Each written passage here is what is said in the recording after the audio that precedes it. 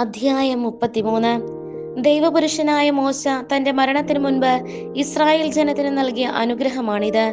അവൻ പറഞ്ഞു, കർത്താവ് സീനായിൽ നിന്ന് വന്നു, നമുക്കായി സെയിരിൽ നിന്ന് ഉദിച്ച് പാരാൻ പർവ്വതത്തിൽ നിന്ന് പ്രകാശിച്ചു. വിശുദ്ധരുടെ 10,000-ങ്ങളോടൊത്ത് വന്നു. നമുക്കായി അവിടുത്തെ വലത്ത് ഭാഗത്തു നിന്ന് ജ്വലിക്കുന്ന നിയമം പുറപ്പെട്ടു.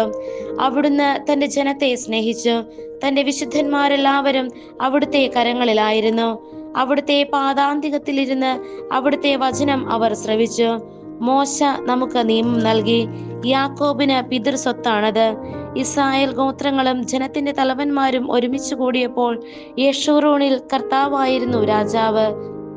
റൂബൻ ജീവിക്കട്ടെ, അവൻ മരിക്കാതിരിക്കട്ടെ, എന്നാൽ അവന്റെ സംഖ്യ പരിമിതമായിരിക്കട്ടെ. യൂദായെ ഇപ്രകാരം അനുഗ്രഹിച്ചു, കർത്താവെ, യൂദായുടെ സ്വരം ശ്രവിക്കണമേ. അവനെ തന്റെ ജനത്തിന്റെ അടുക്കലേക്ക് കൊണ്ടുവരണമേ. അങ്ങയുടെ കരം അവനെ സംരക്ഷിക്കട്ടെ. അവന്റെ ശത്രുക്കൾക്കെതിരെ അങ്ങ് അവന് തുണയായിരിക്കണമേ. ലേവിയെ കുറിച്ച് അവൻ പറഞ്ഞു, അങ്ങയുടെ തുമ്മീമും ഊറീമും അങ്ങയുടെ വിശ്വസ്തന് നൽകണമേ. അങ്ങനെയാണ് അങ്ങ് മാസായിൽ വെച്ച് പരീക്ഷിച്ചത്. അവനുമായാണ് മെരീബ ജലാശയത്തിങ്കൽ വെച്ച് അങ്ങ് ഏറ്റുമുട്ടിയത്. നിങ്ങളെ ഞാൻ അറിയില്ല എന്ന് അവൻ തന്റെ മാതാപിതാക്കന്മാരോട് പറഞ്ഞു. സഹോദരരെ അവൻ അംഗീകരിച്ചില്ല, സ്വന്തം മക്കളെ സ്വീകരിച്ചുമില്ല.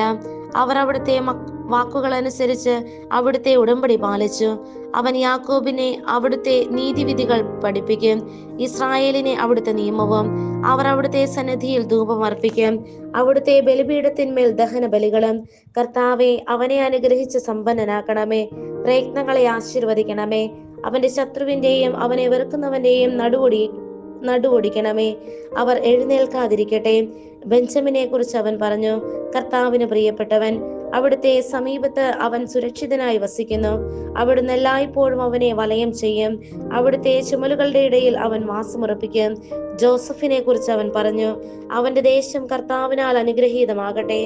ആകാശത്തിൽ നിന്ന് വിശിഷ്ടമായ മഞ്ഞ്, അഗാധത്തിൽ നിന്നുള്ള ഉറവ, സൂര്യപ്രകാശത്തിൽ വിളയുന്ന നല്ല ഫലങ്ങൾ, മാസം തോറും ലഭിക്കുന്ന വിശിഷ്ട വിഭവങ്ങൾ, പ്രാചീന പർവ്വതങ്ങളുടെ ശ്രേഷ്ഠദാനങ്ങൾ, ശാശ്വത ശൈലങ്ങളുടെ അമൂല്യ നിക്ഷേപങ്ങൾ, ഭൂമിയിലെ നല്ല വസ്തുക്കൾ, അവയുടെ സമൃദ്ധി എന്നിവ കൊണ്ട് മുൾപടർപ്പിൽ വസിക്കുന്നവന്റെ പ്രസാദം ജോസഫിന്റെ ശിരസിൽ സഹോദരന്മാർക്കിടയിൽ പ്രഭുവായിരിക്കുന്നവന്റെ നെറുകയിൽ വരുമാറാകട്ടെ. അവന്റെ കരുത്ത് കടിഞ്ഞൂൽ കൂറ്റന്റേത്, അവന്റെ കൊമ്പുകൾ കാട്ടുപോത്തിൻ്റേത്. ആ കൊമ്പുകൾ കൊണ്ട് അവൻ ജനതകളെയെല്ലാം ഭൂമിയുടെ അതിർത്തിയിൽ നിന്ന് തള്ളിമാറ്റും. അവരാണ് എഫ്രായിമിന്റെ 10,000-ങ്ങൾ, അവരാണ് മനാസയുടെ 1000-ങ്ങൾ. സെബുലൂനെ കുറിച്ച് അവൻ പറഞ്ഞു, സെബുലൂൻ, നീ എന്റെ പ്രയാണത്തിൽ സന്തോഷിച്ചാലും, ഇസാക്കർ, നീ എന്റെ കൂടാരത്തിലും. അവർ ജനതകളെ പർവ്വതത്തിലേക്ക് വിളിക്കും, അവിടെ അവർ നീതിയുടെ ബലികൾ അർപ്പിക്കും. അവർ സമുദ്രങ്ങളുടെ സമൃദ്ധി വലിച്ചു കുടിക്കും, മണലിലെ നിഗൂഢ നിക്ഷേപങ്ങളും. ഗാദിനെ കുറിച്ച് അവൻ പറഞ്ഞു, ഗാദിന്റെ അതിർത്തിയിൽ വിസ്തൃതമാക്കുന്നവൻ അനുഗ്രഹീതൻ. ഗാദ് ഒരു സിംഹത്തെ പോലെ വസിക്കുന്നു. അവന്റെ ഭുജം മൂർധാവോടുകൂടെ വലിച്ചു കീറുന്നു. അവൻ നാടിന്റെ ഏറ്റവും നല്ല ഭാഗം സ്വന്തമാക്കി. അവിടെയാണ് നേതാവിന്റെ ഓഹരി നിക്ഷിപ്തമായിരുന്നത്. അവൻ ജനനേതാക്കളുമൊത്തു വന്നു കർത്താവിന്റെ നീതി നടപ്പിലാക്കി. ഇസ്രായേലിൽ അവിടുത്തെ കൽപ്പനകളും നീതികളും. അവൻ ദാനിനെ കുറിച്ച് പറഞ്ഞു, ദാൻ ഒരു സിംഹക്കുട്ടിയാണ്, അവൻ ബാഷാനിൽ നിന്ന് കുതിച്ചു ചാടുന്നു. നഫ്താലിയെ കുറിച്ച് അവൻ പറഞ്ഞു, നഫ്താലി പ്രസാദത്താൽ സംതൃപ്തൻ, ദൈവത്തിന്റെ അനുഗ്രഹം കൊണ്ട് സമ്പൂർണൻ. കടലും ദക്ഷിണദിക്കും നീ കൈവശമാക്കുക. ആഷേറിനെ കുറിച്ച് അവൻ പറഞ്ഞു, പുത്രന്മാരിൽ ഏറ്റവും അനുഗ്രഹീതൻ ആഷേർ ആയിരിക്കട്ടെ, സഹോദരന്മാരിൽ പ്രിയങ്കരനും. അവൻ തന്റെ പാദങ്ങൾ എണ്ണയിൽ കഴുകട്ടെ. നിന്റെ ഓടാമ്പൽ ഇരുമ്പും പിത്തളയും, നിന്റെ ആയുസ്സോളം നിന്റെ ശക്തിയും. യശ്രൂൻ, നിന്റെ ദൈവത്തെ പോലെ ആരുമില്ല. നിന്നെ സഹായിക്കാൻ അവിടുത്തെ വിഹായസിലൂടെ മഹത്വപൂർണനായി മേഘത്തിൽ സഞ്ചരിക്കുന്നു.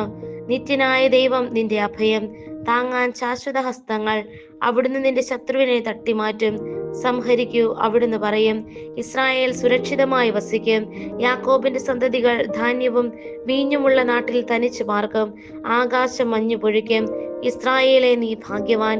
നിന്നെ സഹായിക്കുന്ന പരിചയം, നിന്നെ മഹത്വമണിയിക്കുന്ന വാളും ആയ കർത്താവിനാൽ രക്ഷിക്കപ്പെട്ട നിന്നെ പോലെ മറ്റേത് ജനമാണുള്ളത്? ശത്രുക്കൾ നിന്നെ വഞ്ചിക്കാൻ ശ്രമിക്കും, എന്നാൽ നീ അവരുടെ ഉന്നത സ്ഥലങ്ങൾ ചവിട്ടി മെതിക്കും. അധ്യായം 34. അനന്തരം മോശ മോവാബ് സമതലത്തിൽ നിന്ന് ജെറീക്കോയുടെ എതിർവശത്ത് സ്ഥിതി ചെയ്യുന്ന നെബോ മലയിലെ പിസ്ഗായുടെ മുകളിൽ കയറി.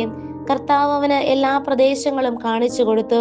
ഗിലെയാദ് മുതൽ ദാൻ വരെയുള്ള പ്രദേശങ്ങളും നഫ്താലി മുഴുവനും, എഫ്രായിമിന്റെയും മനാസയുടെയും ദേശങ്ങളും, പശ്ചിമ സമുദ്രം വരെയുള്ള യൂദാദേശവും, നെഗബും, ഈന്തപ്പനകളുടെ പട്ടണമായ ജെറീക്കോ സ്ഥിതി ചെയ്യുന്ന താഴ്വരയിലെ സോവാർ വരെയുള്ള സമതലവും. അനന്തരം കർത്താവ് അവനോട് പറഞ്ഞു, നിന്റെ സന്തതികൾക്ക് നൽകുമെന്ന് അബ്രാഹത്തോടും ഇസഹാക്കിനോടും യാക്കോബിനോടും ഞാൻ ശപഥം ചെയ്ത ദേശമാണിത്.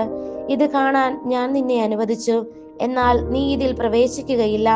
കർത്താവിന്റെ ദാസനായ മോശ അവിടുന്ന് അരുളി ചെയ്തതുപോലെ മൊവാബ് ദേശത്ത് വെച്ച് മരിച്ചു. മൊവാബ് ദേശത്ത് ബേത്പയോറിനെതിരെയുള്ള താഴ്വരയിൽ അവൻ സംസ്കരിക്കപ്പെട്ടു. എന്നാൽ ഇന്നുവരെ അവന്റെ ശവകുടീരത്തിന്റെ സ്ഥാനം ആർക്കും അറിയില്ല. മരിക്കുമ്പോൾ മോശയ്ക്ക് 120 വയസ്സുണ്ടായിരുന്നു. അവന്റെ കണ്ണുകൾ മങ്ങുകയോ ശക്തി ക്ഷയിക്കുകയോ ചെയ്തിരുന്നില്ല. ഇസ്രായേൽ 30 ദിവസം മൊവാബ് താഴ്വരയിൽ മോശയെ ഓർത്ത് വിലപിച്ചു. മോശയ്ക്ക് വേണ്ടിയുള്ള വിലാപ ദിവസങ്ങൾ പൂർത്തിയായി. നൂനിന്റെ പുത്രനായ ജോഷുവ ജ്ഞാനത്തിന്റെ ആത്മാവിനാൽ പൂരിതനായിരുന്നു. എന്തെന്നാൽ മോശ അവന്റെ മേൽ കൈകൾ വെച്ചിരുന്നു. ഇസ്രായേൽ ജനം അവന്റെ വാക്ക് കേൾക്കുകയും കർത്താവ് മോശയോട് കൽപ്പിച്ചതുപോലെ പ്രവർത്തിക്കുകയും ചെയ്തു. കർത്താവ് മുഖാഭിമുഖം സംസാരിച്ച മോശയെ പോലെ മറ്റൊരു പ്രവാചകൻ പിന്നീട് ഇസ്രായേലിൽ ഉണ്ടായിട്ടില്ല.